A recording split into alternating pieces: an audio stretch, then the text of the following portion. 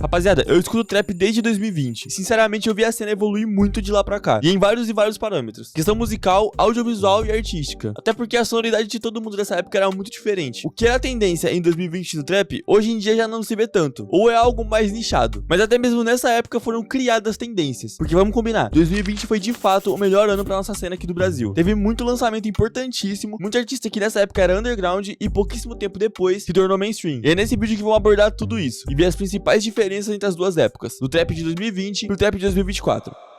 Não é surpresa pra ninguém que a produção musical e a sonoridade evoluíram muito. Em 2020 a gente tinha beats que hoje em dia, se você for parar pra pensar, parecem datados, ou que já saturaram. É claro que a gente tem exceções, que inclusive a gente vai citar hoje, mas até as tendências que moldavam o trap de 2020 eram diferentes. Eu sinto que naquela época a gente tinha muito mais em destaque o subgênero wave e até plug, sendo que hoje em dia não é bem assim. A gente anda surfando em uma onda de vários sons hard e trap rock. Pô, só que em 2020 era muito difícil você ver esse tipo de som na cena, pelo menos não com essa estética. O mais perto que a gente tinha de hard era o Kian. Ele tinha vindo com trap de Cria 1, que pô, é um drillzão clássico. Vomitando nesse beat, tô fazendo homicídio. Lá pra velho, vim pro trap, de penetra, entrei na cena. Abre as pernas agora, que o pai vai pôr sem pena. Beijo de eu sou o corre, cês ainda tão no pique. Mas só pra você ter uma ideia, nem o Leviano tava fazendo hard ainda nessa época. De fato, eram outros tempos. Mas em contrapartida, a gente tinha o No Melody, que vamos ser sinceros, é hard, mano. Porque foi em 2020 que a gente teve a clássica Glocada. Glocada tá da petada, fuzil de pente alongado. CPX clima tá tenso, parece que tá nerá. Ela disse que me ama e que decorou minha frase. Dei fuga da viatura, mas quem tava no volante? Beijei quando a Glocada... Essa aí é relíquia. E foi depois de Glocada que começou a surgir vários No Melody, porque a parada de fato tava muito no hype. O Daddy fez inconscientemente, ou conscientemente, um clássico do trap e até uma febrezinha da época. A gente até teve antes de Glocada um No Melody, que fez muito barulho na cena, que foi Maison Margiela do Lil Vit. Só que pelo amor de Deus, mano, que música ruim, velho. Pesa minha peça na festa, girando tem sangue feitando meu Maison Margiela. Maison Margiela, Margiela pra B. Maison Margiela, ela chama de papi. Pulo no bloco 70, não aguenta, te mata se toca no Maison Margiela. Foi um clássico da cena e hoje em dia todo mundo que acompanhou essa época lembra da exceção do Lil Vit. Mas olha, 2020 foi um ano bom pro trap, tá? A gente teve Máquina do Tempo do Matuê, 237 do Vino, o álbum do Raf, que tem umas bem clássicas. E no mesmo ano rolou toda aquela febre das prévias do teto, com prévias como PayPal, que fizeram um barulho absurdo. E é muito doido você olhar pra trás e ver coisas que hoje em dia parecem bobas, como soltar uma prévia pro público, mas que em 2020 não era tão comum assim. Não era comum você abrir uma live e mostrar suas prévias pra rapaziada. Hoje em dia é muito normal você fazer isso. A maioria dos artistas fazem. É algo tão besta e tão básico, mas que há um tempo atrás a gente nem pensava que o simples ato de abrir uma live e mostrar seus sons guardados faria tanta diferença assim na cena. E esse bagulho básico, entre aspas, jogou muita gente na cena. Inclusive, o fato do Teto começar a mostrar suas prévias fazendo live criou-se um fenômeno na cena em 2020, que qualquer mano com corte de cabelo parecido, a voz fina e que mostrasse essas prévias em live era instantaneamente comparado com o Teto. E eu sinto que esse tipo de fenômeno vai demorar muito pra acontecer de novo. Ou se pá, nunca mais vai acontecer. Quem acompanha a cena deve se lembrar de muito artista hoje em dia que foi colocado nessa bolha de clone do Teto. Um inclusive muito famoso hoje em dia, que não tem nada a ver com o Teto. Obviamente tô falando do Lil Jella, né? Que vocês pedem fervorosamente pra eu falar sobre ele aqui. Mas sim, o Jella, quando ele começou a mostrar prévias dos seus sons no Instagram, ele foi muito comparado com o Teto. Chamava ele de Novo Teto. Eu sou que inglês aí, Carrier. Não mexe comigo, então pariê. Meu cabelo é feio mesmo, mano, vai se fuder. Uau, pussy ass. A carteira, mano, é meu jeans. Ando concorrente, mas eu tô solto. Piu-piu, atirando por mim. Bom, o tempo passou e hoje em dia ele não tem absolutamente nada a ver com o Teto. Já que a gente citou o Jella, vamos falar desse movimento emotrap que em 2020 era bem menos presente na cena brasileira. E na gringa era bem mais forte. Só que hoje em dia você vê que o Jella tá movimentando demais esse cenário, a ponto do emotrap já ser considerado um subgênero. De qualquer forma, é muito doido que fenômenos que aconteceram naquela época são bem mais difíceis ou quase impossíveis de se acontecer hoje em dia em 2024.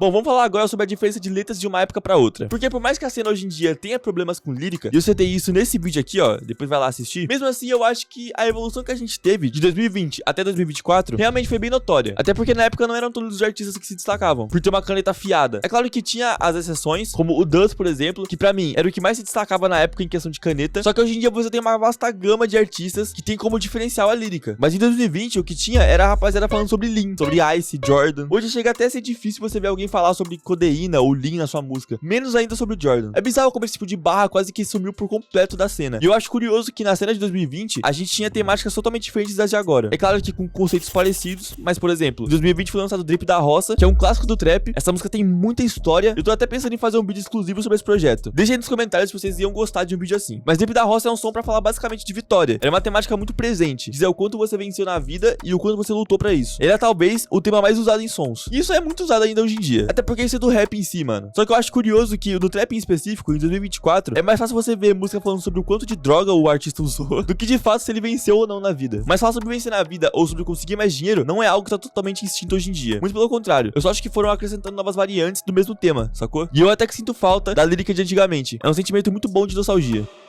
Ó, agora se liga nisso. 2020 foi um ano também sobre descobrimento. Foi um ano que cada vez mais pessoas descobriram ou passaram a escutar esse gênero. E muita gente teve impacto nesse fenômeno. Mas antes de falar sobre isso, só quero te pedir pra caso você queira apoiar o conteúdo aqui do Trapland, considere se inscrever no canal e deixar um like pra ajudar no engajamento. E se quiser apoiar mais ainda, tem o Seja Membro. R$3 por mês. Com isso você apoia diretamente esse projeto maravilhoso que é o Trapland. Bom, hoje em dia muita gente escuta trap. E isso não é surpresa pra ninguém. É um gênero que abrange um público bem grande até. Só que em 2020 não chegava nem perto do que é hoje. Era um gênero muito mais nichado e muito mais fechadinho. Se hoje em dia já é difícil você furar a bolha do trap ou do underground, naquela época era muito mais. Só que também tem o fato de que naquela época não existia o marketing surreal que 2024 tem. Hoje em dia, se você quiser viralizar uma música, você tem muito mais ferramentas do que em 2020. Mas a gente teve impacto de artistas que souberam jogar o game da forma correta e trazer uma estética muito mais única pra gente, atingindo muito mais público em 2020. Foi assim quando Máquina do Tempo lançou. E foi assim quando Celebridade lançou também. É uma rixa muito grande pra ver qual álbum impactou mais a cena. E sendo sincero, eu acredito que os dois. Mas eu penduro mais pro lado do Matuê, por conta de todo o conceito e background que ele trouxe pro álbum. E tudo isso foi muito importante pra dar meio que uma chacoalhada na cena. Depois disso, muita coisa mudou. Máquina do Tempo atingiu números exorbitantes, atingindo consequentemente um público que não consumia trap, fazendo assim o gênero ter muito mais ouvintes. Hoje em dia é muito difícil você conhecer alguém que nunca escutou trap. A pessoa pode não acompanhar fervorosamente, tipo todos os artistas do underground e conhecer todo mundo, mas ela com certeza já escutou alguma coisa. Ou até mesmo é fã do Matuê, do Veig, do Derek, enfim, da rapaziada bem mainstream mesmo. Nem todo mundo que acompanha o mainstream do trap acompanha o gênero. E isso é muito doido quando você para pra pensar que em 2020 isso praticamente não existia. Hoje tem praticamente uma rixa entre mainstream e underground pra ver qual que é melhor. Mas a gente sabe que no fim das contas, tudo que importa é música boa, né, rapaziada? Falando em música boa, cara, eu preciso te apresentar esse mano. Eu quero te apresentar o Jimmy. Ele acabou de lançar o seu primeiro álbum, chamado Estranfonia. Se liga nessa contracapa, meu mano. É um álbum muito versátil, com uma variedade muito foda de beats. E com vibes muito diferenciadas, mano. Então já corre nas plataformas digitais pra escutar Estranfonia. E não esqueça de pôr na sua playlist, porque esse projeto merece, mano. Mas eu quero saber de você. Você acha que em 2020 a cena era melhor do que em 2024? Eu particularmente acho que era melhor. Mas não pelo motivo que vocês pensam. Eu sinto que era melhor, mas é o sentimento de pura nostalgia. A cena daquela época ainda tava se moldando. E era muito foda acompanhar tudo aquilo de perto. Eu sinto que a gente evoluiu demais em vários sentidos que a gente apresentou aqui. E é por isso que eu acho que a cena de 2020 é melhor. A gente aperfeiçoou vários estilos, produções, subgêneros e até costumes. Mas mesmo assim, o sentimento de escutar um som naquela época não é o mesmo que escutar hoje em dia. Mas né, essa é a minha opinião. Mas não esquece de comentar a sua opinião aqui nos comentários, porque eu quero muito saber.